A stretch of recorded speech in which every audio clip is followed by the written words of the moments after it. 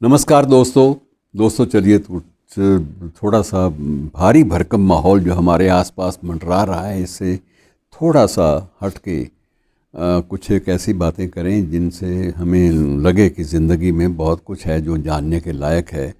मैं आपका ध्यान आज जो जिस बात की ओर दिलाना चाहता हूँ कि आप कभी किसी खंडर में गए हैं, वो खंडर जो मुख्य मार्ग से ज़रा हटकर हो, जहाँ ट्रैफिक की जो शोर गुल की ज़िंदगी है वो ज़रा कहीं भी दखल ना दे पाए। कभी आप ऐसे खंडरों में गए हों तो आपको ये लगेगा कि वहाँ तरह तरह की आवाज़ें जो हैं वो साएँ साएँ, और उसके बाद यदि आप एक ठीक मनस्थिति में हैं, शांत मन से कहीं खड़े हैं, तो हो सकता है कि आपको कुछ आवाज़ों की भाषा भी समझ में आनी शुरू हो जाए।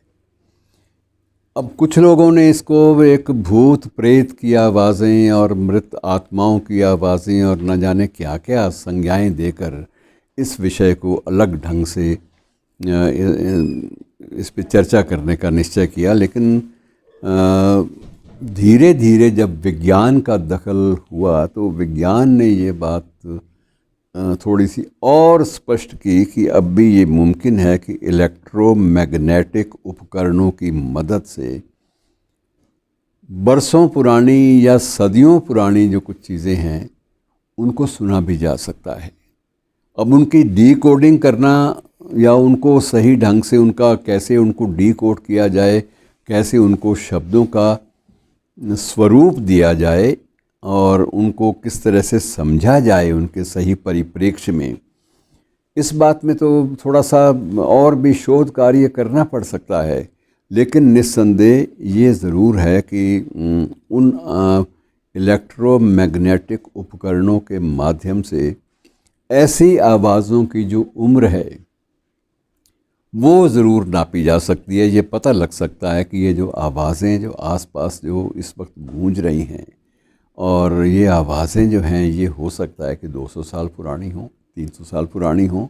ये आकलन करना संभव है इलेक्ट्रोमैग्नेटिक उपकरणों से,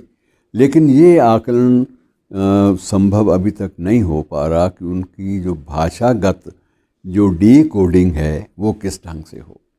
उनका भाषाओं के अनुसार उनको कौन सी लिपि में किस तरह से बयान किया जाए, किस तरह की भाषा का प्रयोग उन शोर गुल की आवाज़ों में हुआ, इस बात का निर्णय जो है वो अभी तक नहीं हो पाया। लेकिन एक अच्छी बात है कि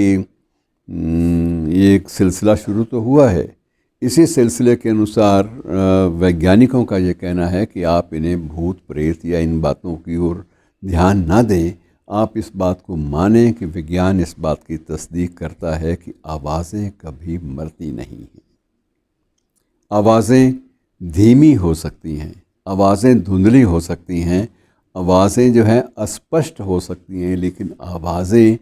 जो कुछ भी आप और मैं यहाँ बात भी कर रहे हैं, और यदि बुलंद आवाज़ से हम किसी खुले माहौल में कोई बात करते हैं तो वो चीज़ें ख़त्म नहीं होती, उनका अस्तित्व जो है बना रहता है। विज्ञान ने इस बात की तो पुष्टि की है।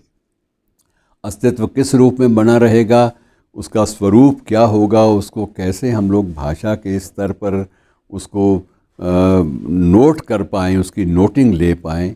ये कहना अभी फ़िलहाल मुश्किल है। लेकिन आपको ये भी बता दूं कि कुछ वैज्ञानिकों ने आज से कुछ दशक पहले की बात है, तब इस बात का भी प्रयास किया था कि यदि ये प्रणाली बहुत विकसित हो जाती है तो इससे हम लोग इतिहास और मिथक दोनों के बीच में अंतर को भी स्पष्ट कर सकते हैं। मसलन